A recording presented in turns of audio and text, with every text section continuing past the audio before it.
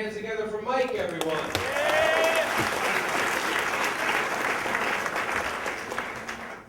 So I don't think you guys understand the sense of relief that comes from the lack of pressure of going last here when there's already been a perfect score, 2 straight stories involving diarrhea, and 1 with unwanted pedophilia. So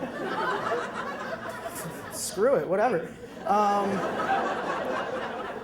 I hope you guys brought your dead horses, because we are not done beating the living crap out of this whole fine line thing. So what I want you guys to remember is that there's a fine line between being guilty and feeling guilty. So this is the story of Corey Lazar. I'm not a parent, Dad, just so you know. But for a mother, there's a very fine line between sending your 12-year-old daughter off to summer camp in Maine for 8 weeks and sending your 21-year-old daughter to work at that summer camp for 8 weeks.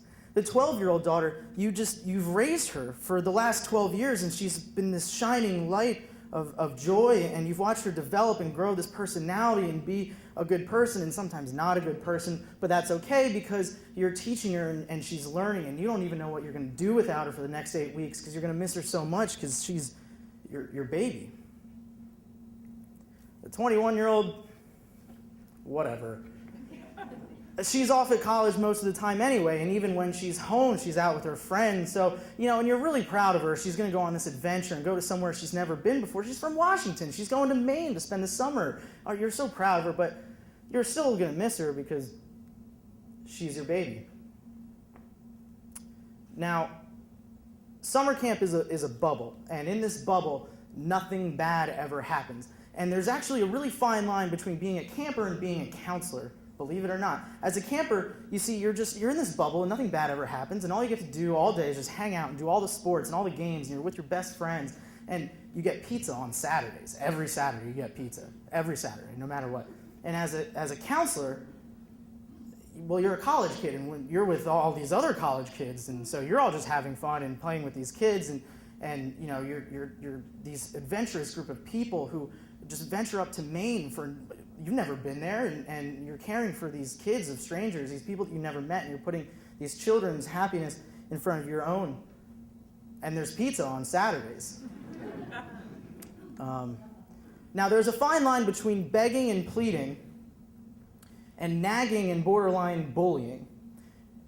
And it's really hard to say which one of those methods that I use to convince Corey and her friend Mia to come with my friend Ben and I out to the docks after lights out one night to celebrate Ben's birthday and have a couple drinks. And I say that I'm not sure which one I use because it probably went something like, "Don't be a loser, come drink."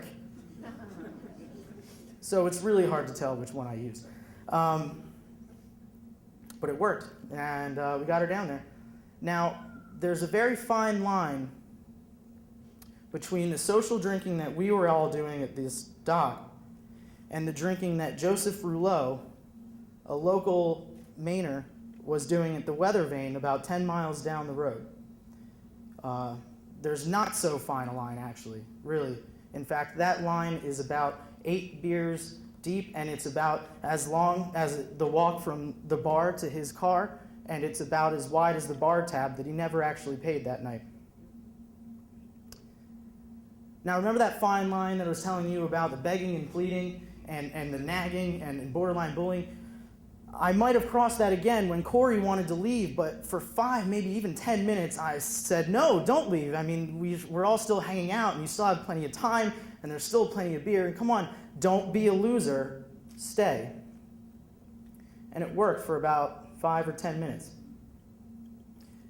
And the thing that you need to know about Maine is that even in Maine, even on the most backcountry, lakeside, winding, one-lane roads in Maine, there are these 2 not-so-fine lines that actually glow on either side of the road when there are headlights from the cars at night. But the thing about those lines is that when your blood alcohol content is about 3 times the legal limit, you can't see those lines very well. And when you can't see those lines very well, it's very easy for you to drive your beat-ass RAV4 SUV off of the ravine on the side of the road, using it as a ramp to launch your goddamn car into a group of college camp counselors just enjoying themselves. Corey never finished her degree. Her parents never got to say goodbye. Joseph Rouleau struck a deal with the DA, pled guilty, and is serving 8 years in prison with possibility for parole. That was 5 years ago. Corey never got her degree. He earned his degree at the University of Maine while he was serving time in prison. And there's a fine line between justice and closure. And there's a fine line between forgiveness and forgetting. Thanks.